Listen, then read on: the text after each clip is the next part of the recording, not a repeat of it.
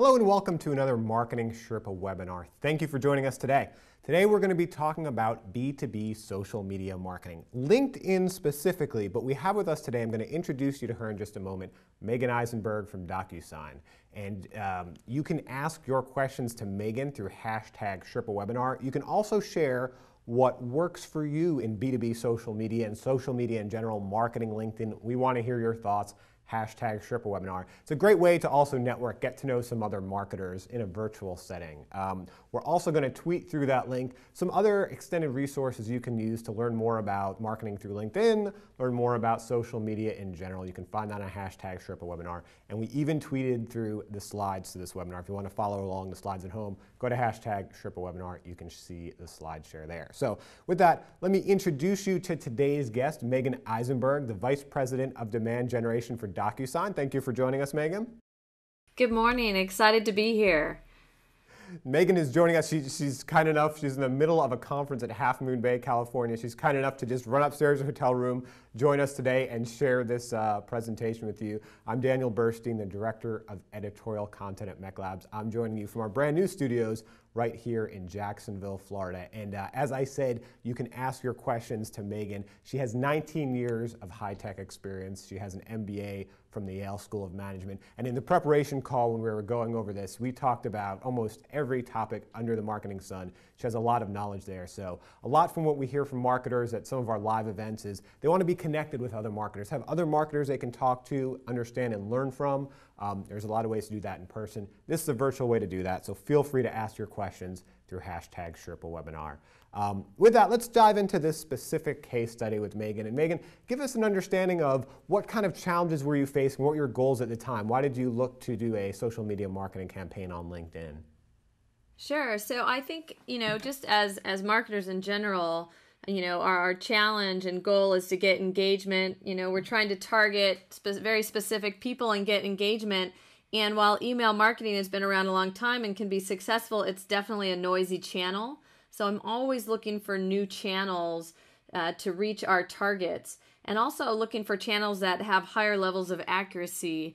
And so, I really love social media. I love that people self-subscribe to it and maintain it. And so when I looked at LinkedIn and saw some of the things that you can do in LinkedIn and the way you can target, I thought it was a great new channel for DocuSign to get very targeted on who we want to reach.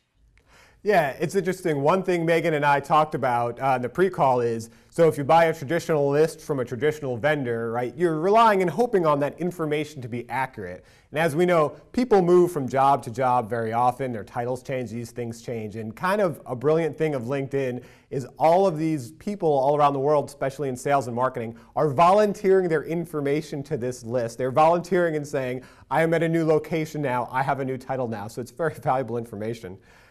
Let's start at the end. Let's take a look at some of the results you got from LinkedIn. So we have a question here from James. He's a marketing director. He wants to know how to measure ROI via an InMail strategy. So Megan, if you could break down maybe how you measure the ROI of your campaign, along with some of the general metrics you have here for the campaign. Sure. So, I think they're from very general to very specific. At the highest level, I think, I'm looking at, one, getting to a target audience and getting some awareness. So certainly the people we were able to target, the audience of 7,000 that was available, but then are we able to get them to engage and to open? So I'm looking at people that are actually opening the InMails, which is different from an email in that, when we get email, it's we're opening it either on our phone or on our desktop. But are we truly taking time to read it or in a moment of time to digest it? And I think when you're in InMail and when you're in LinkedIn, you're taking that time. So I think opens are significant. And then, of course, click through. Did I give them something engaging enough to have them click through? And then did they come to my landing page and did they take the time to fill out the form or to log in? And when they do that and I capture them as a lead, I want to see, do they convert into an opportunity and then certainly over to business? That's the main goal is to drive revenue. So, the absolute best measurement being, did we actually close business and have some significant opportunities come out of it? And for this campaign, you got 3 pipeline opportunities out of it? That's right. We had three major pipeline opportunities out of this specific one. And we were building a community at the time of sales operations leaders, one of our major targets for our sales use case. And so to drive 350 additional registrants to that online community was significant for us. At the time, it was about a third of the community that we were building. Very nice. Let's get into another question here. It's very interesting, the questions we got from this webinar. Typically, we'll get questions that range from very beginner to medium to advanced. But the questions here were all very beginner on how to use LinkedIn, and we don't normally get as into a specific platform as LinkedIn as we are going to today. But the things we're going to talk about today, really you can only do through LinkedIn. We can't just talk generally about social media platforms. But from these questions, I think Megan is a pretty forward-thinking marketer, because a lot of you were just dabbling in LinkedIn and unsure how to use it. Let me give you an example. Megan, Rafaela Consultant asked, to be effective in LinkedIn, is it necessary to have a premium account? What was your experience? Yeah, so good question. No, in order to do these batched emails, or what they call InMails, you don't have to have a premium account. Any business trying to reach a very specific audience can do that. I think there's some interesting tools that you get as a premium user when you're wanting to do individual InMails to people, and it reduces the cost to be part of that. But as a business trying to market and send a batch of emails, no, you do not have to have the premium access.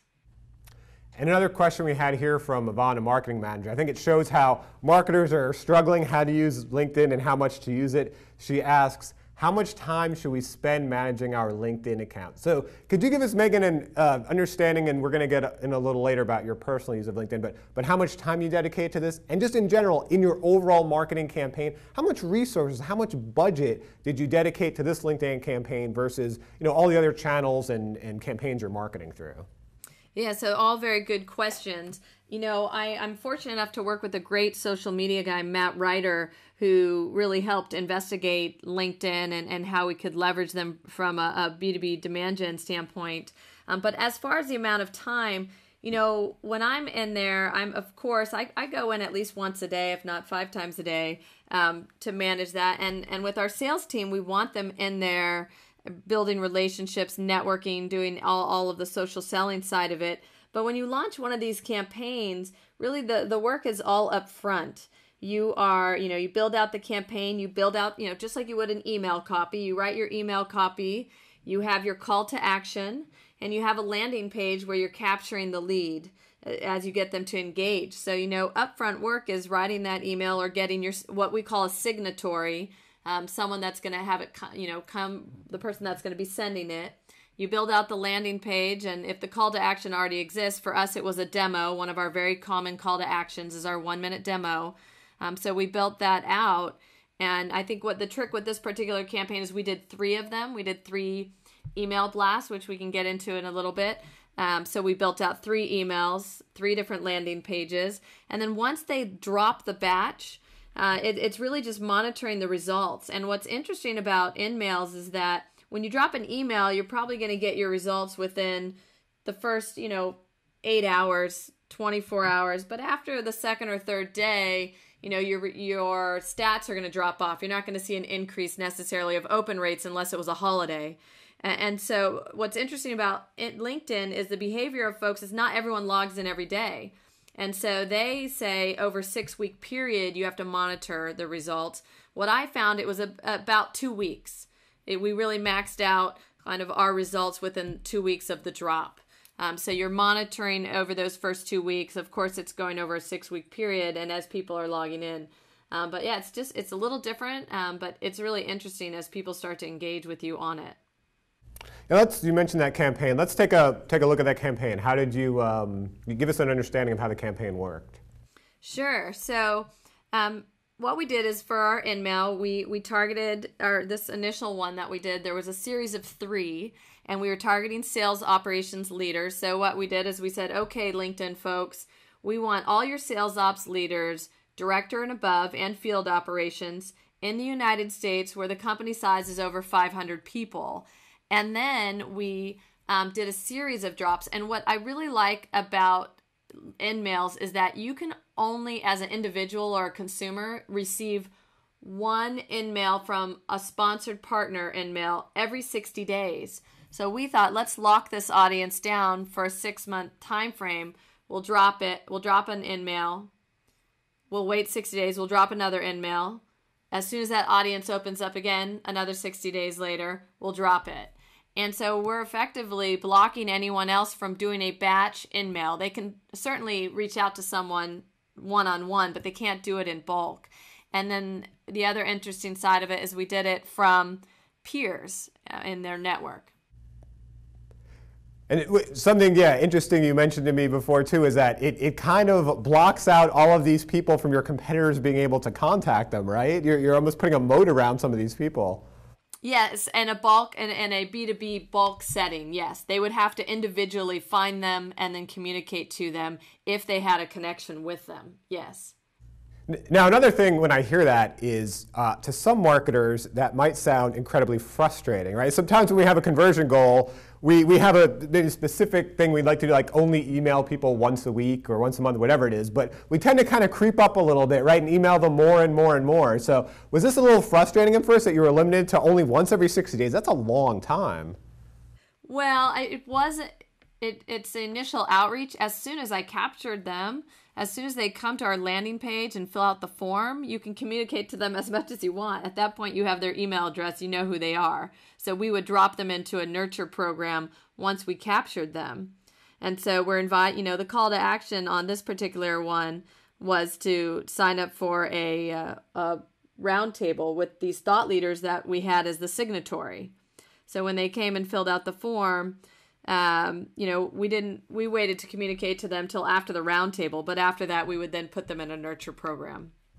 That's a good point. We have a question here from Tom, a CEO. He said, is there a way to save LinkedIn email addresses to your autoresponder? And so the way you did that, maybe you could talk a little more about your nurturing campaign is, essentially you drove them to a page where they would get captured into your automation platform and then go into some of your traditional nurturing programs, right? That's correct. We drove them to a landing page. We gave them the option to social sign-on. Kind of, as you imagine, we're targeting LinkedIn, and there's LinkedIn social sign-on tools, or they could fill out the form. And once they fill out the form, we registered them for the webinar. So then, of course, we were communicating to them, you've got the webinars coming up in the next week, reminder the day of. And then once they participated, sales at that point is reaching out to them to see if they have more interest in DocuSign, and then they go into a drip campaign until they convert into a customer. Okay, in just a moment, I'm going to ask Megan Andy's question, how can I automate prospecting on LinkedIn? But first, since we are talking about email, wanted to let you know that Email Summit 2014 is coming up in Las Vegas at the Aria Hotel.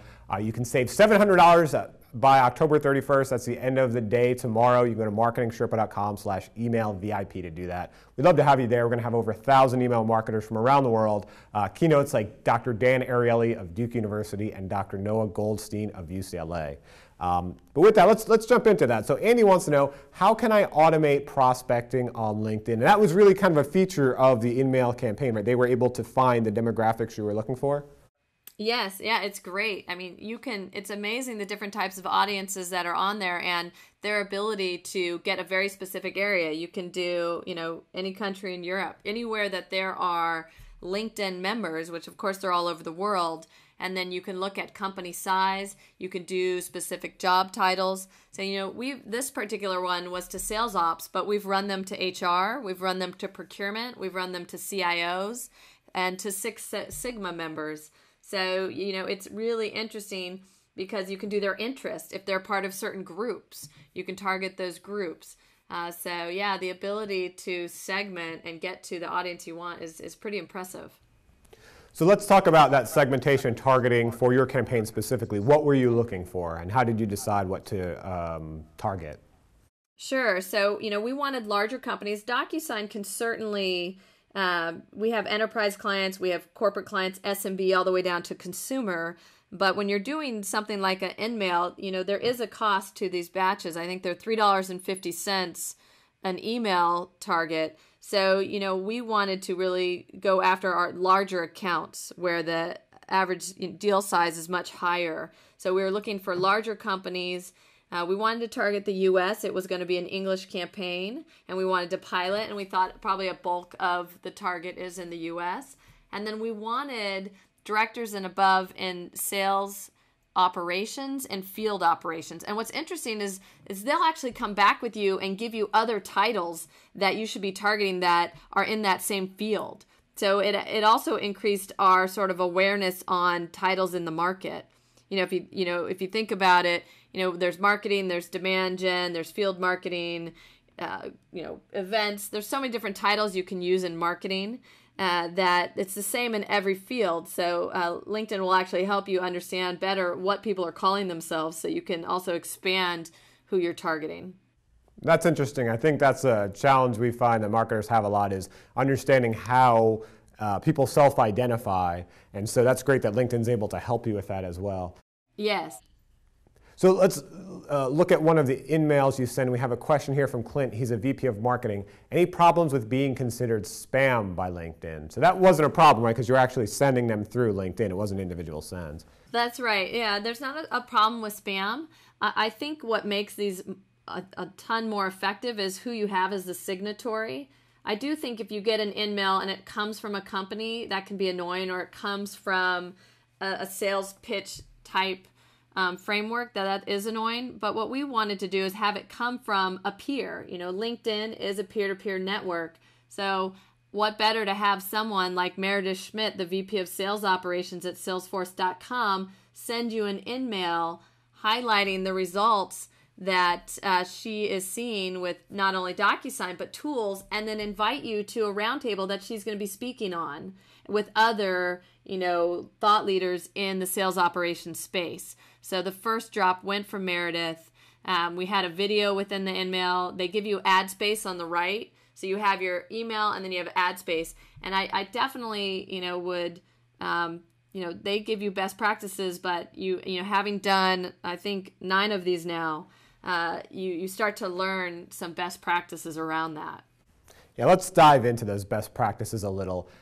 We have a question from Larry, a chief connector. He wants to know about making InMail conversational and not sell-like. And I'd say one of the best ways to do that is what you did so wisely, Megan, is really you didn't let the company get in the way of the message. You tried to make DocuSign a connector between your customers and your potential customers, right, to keep that social connection. And I wonder if you could show us some other examples, like the video. What did you use the video for? Sure. So what's interesting is the video was Meredith talking on exactly these types of results. So it was coming from her. Also, people like to engage with other people, so it's very effective. And you'll see on many people's websites and emails, using a person's face gets people's attention and makes them more interested. And then just going the angle from a thought leadership standpoint, using thought leaders, not coming at them with speeds and feeds on your product, because that's a big turnoff, especially if someone's early stage funnel. They really are, they have their own business problems. They're trying to find answers to it, and they're curious what other people are doing, and they want, they have real problems they need solved. So what are you doing to address those real problems? And it's not what your product features are that's going to do that. And then as we talked about, there was a personal invite to the roundtable. So I think many marketers seeing this right now might struggle with, well, how did you go about identifying these customers and getting them up on this public stage? Can you give us a little background about how you identified what customers might be successful, and then maybe what hoops you had to jump through before you could get to the point of including them in these emails in this roundtable? Sure. So I think, at every company I've been at, you've got those advocates that are, great spokespeople. They're well respected in the industry. Maybe they've spoken at your user conference. And so we just looked at, those types of folks, our advocates. We reached out to them. Of course, we wanted, advocates in this exact space would be good signatories. Meredith is, she's always been a great advocate from Salesforce for us. And so we reached out to her.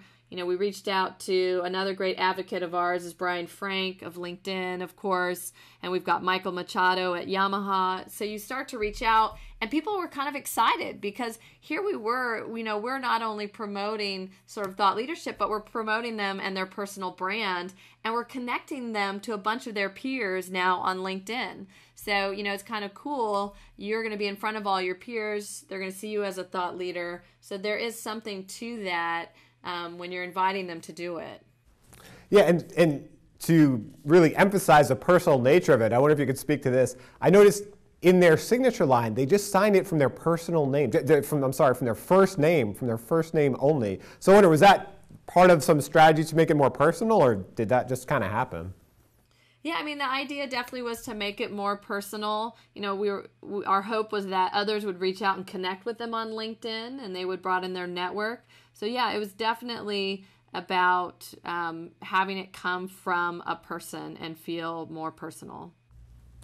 And then if we look at, you are also able to include the ad to the upcoming roundtable. And so let's talk about that call to action for a moment. So when you're selling in social media, you do not have a hard call to action here of trying to get them to become a sales leader, raise their hand, or something like that. You were basically giving them more content, and social content at that. Was that your strategy for the call to action? Yeah, we wanted to get them engaged. We wanted them interested. We did have the video was the number one thing people clicked on, which then when it took them to the landing page, you could watch the video, but then register for the roundtable. So we wanted to give them a little bit, but then also capture more information from them. And the video was third party or customer validation of DocuSign. And then at the actual landing page, you gave them the option to use social sign-in. Yes. Yeah, very exciting now. All these things we could do around social, letting people sign in through the through that channel, letting people share through those channels. You can see under the video the ability to tweet and plus and like. So definitely an important part of getting more people. And you'll see later the number of registrants compared to clicks. It's because people took the time to share this interesting content to their networks. We actually drove more people to this page than we dropped in the InMails. And so, yes, LinkedIn, 25% of our registrants chose to use social sign-in, which I think is really interesting. And we have the ability, once they click on that, the other piece we wanted was their email address. So as they're signing in, we capture their email address, which of course you need to send them the registration for the webinar, and people get that in order to get the details, they've got to give up some information. And so, yeah, very cool to be able to use a LinkedIn InMail program and then have them sign in socially. And then we take a look at here is the some of the language from that invite. And so you mentioned one of the challenges of having to wait 60 days between each send is you're inviting them to a live event, so there's only so far in the future that live event could be. So I think the first two InMails were to the actual live event, but then the third one was to a replay of that event, right? Yes, that's correct. Yeah, I thought it was way too long to make them wait 6 months. And so we did it right after the second drop. We did the live about, I think it was a week later. And then the third drop was to the recording. Okay, and then we have a question here from Dana. She's an associate. She says, why don't they answer the InMail? If they're sales and I'm sales, why does it seem hard to get through this way?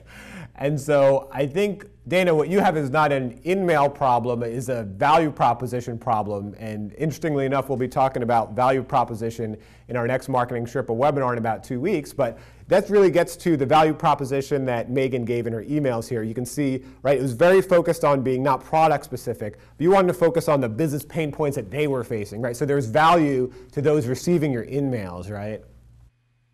Yes, and it's about what are, these are sales ops leaders, so we can learn from them. So let's invite them on a roundtable and have a discussion about the tools and techniques that are making them successful. Granted, DocuSign is one of those in the mix, but it wasn't the only thing in the mix. And so it was a very good draw for people to come and register.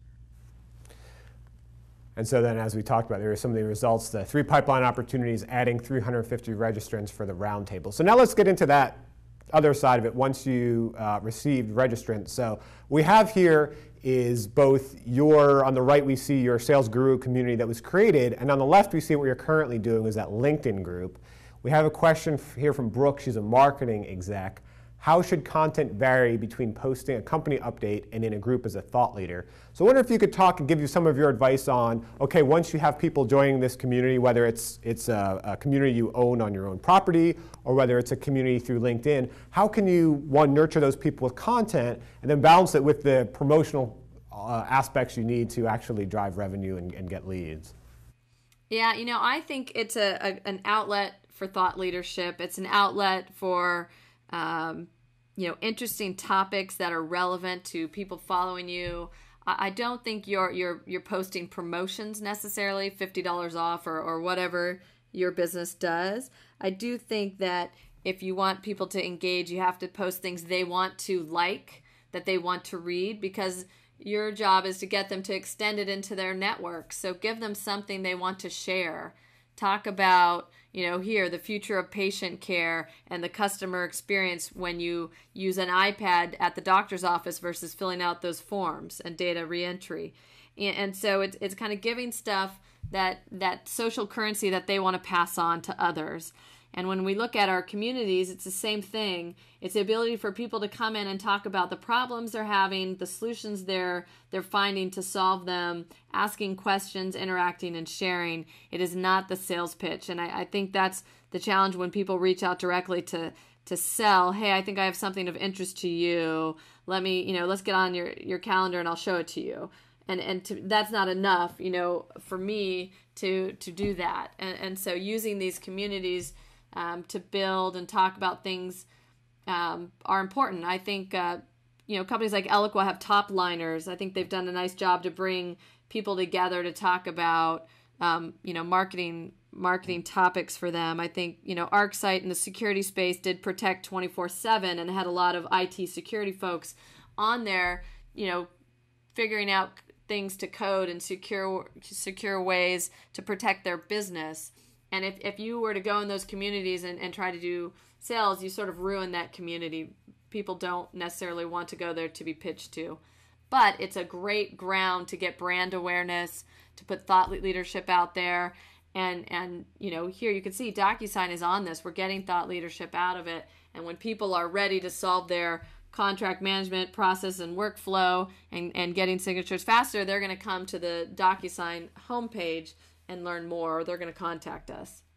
And then also wanted to mention, you don't only engage in the DocuSign LinkedIn group, you engage in third-party groups, like this is an example of a sales operations network group. And you'll also engage through your own personal LinkedIn InMail as well. So I wonder, what advice do you have for other marketers? And I know you also trained your sales team on how to engage on LinkedIn. So what advice do you have for those marketers for training their sales team to engage on LinkedIn beyond your own properties, but also using personal InMail, using other groups? Sure. So, just personally, when I started DocuSign 2 years ago, I really started to dive into social and how to connect to others and understand what they're interested in. And in understanding what my target's interested in, could I create new content or find thought leaders that would draw them to us? And so I joined probably 15 different sales operations groups to learn more about topics that were important to that audience. And then as I started to engage and learn, when we had content that was top of the funnel content or third-party analyst content that I thought was relevant to those audiences, I would post to the groups. So not spamming them, we're not talking product briefs, we're talking industry content that would be relevant to them. And so taking the time to post it to these different groups or asking questions. Has anyone had a chance to read this analyst report? What are your thoughts on this particular topic? And getting people to engage it. If they like it, it goes out to their communities. And so being respectful of it, but being part of the communication. I think Twitter talks a lot about people are afraid to go out initially to tweet. What do I have to say? But start out by listening. And then once you're listening and you understand the group, then, start to have a conversation. And you'll find customers in those groups. You'll find future prospects in those groups. And it's important for sales to do that as well. If you're on the phone with sales ops all the time, understand their day-to-day. Understand the problems they're trying to solve, so you can come to them as a consultant and you can come to them with great ideas to make their business better. And so we do train our sales reps in onboarding on social selling, how to be in LinkedIn, not to come across as a stalker, but to come across as someone that could be an advisor or helpful to others in their business. Okay, we only have 1 minute left, but I did want you to talk briefly. You do much more than LinkedIn, and this is an interesting Twitter promotion you did, where you had a promoted tweet for promoting your demo. It sent people to a landing page where they can take the demo and also possibly win a Nexus tablet. Then you had some very impressive results. So can you give us, in the last minute we have remaining, any advice you have about using Twitter as a promotional channel? Sure. So another channel I'm having a lot of fun with, the ability to promote in front of your partners, followers, or even your competitors. So for us, if you think about it, customers of Salesforce are great targets for us. So I can now put promoted tweets, these call to actions, in front of that audience, and we saw great engagement. We collected 2,000 leads. We had 11 opportunities, and 2 closed within the cycle of running this promotion. And people were having fun. They were retweeting it. Their networks were engaging with it to win an iPad and a Nexus. And we acquired a lot more followers. So it was an interesting acquisition strategy as well. So definitely recommend diving in and learning more about the Twitter promo products. All right, Megan, we got about 20 seconds left, but what are your top takeaways for other marketers engaged in B2B social media marketing and LinkedIn in particular? Sure. I think number one, it took me a little while to figure it out, but there is a way to fill your funnel with B2B social. Working with LinkedIn, working with Twitter. I'm going to figure out Facebook next, but definitely social channels and targeting can work for B2B marketers. I found LinkedIn to be a relatively low noise channel. People are still trying to figure it out, and your target audience is most likely on there. So I would start to investigate that. I think it's a competitive advantage to get in on that channel early. And with that, it is a business peer network. So continue that concept in your InMails. Have the signatory be someone that's a peer to the person you're trying to target. I think that's a lot more effective. And then lastly, incorporate video. People like to engage. They like to watch videos. Even at the conference I'm at today, as soon as they put a video on, everyone stops looking at their phones and starts to watch the video. It's almost as if we're trained. So incorporate video where you can. I can almost see my AV team smiling over there, and I'll let you know if you're watching that this will be available as a video on MarketingSherpa.com, this webinar, so you can share it with your team. So, well, Megan, I want to thank you so much for joining us today. I know you're a very busy marketer, so thank you for taking the time to prepare for and present on this webinar. Thank you for having me. And thank you all for listening. Help us improve these webinars by taking the survey at the end of this webinar. Thank you.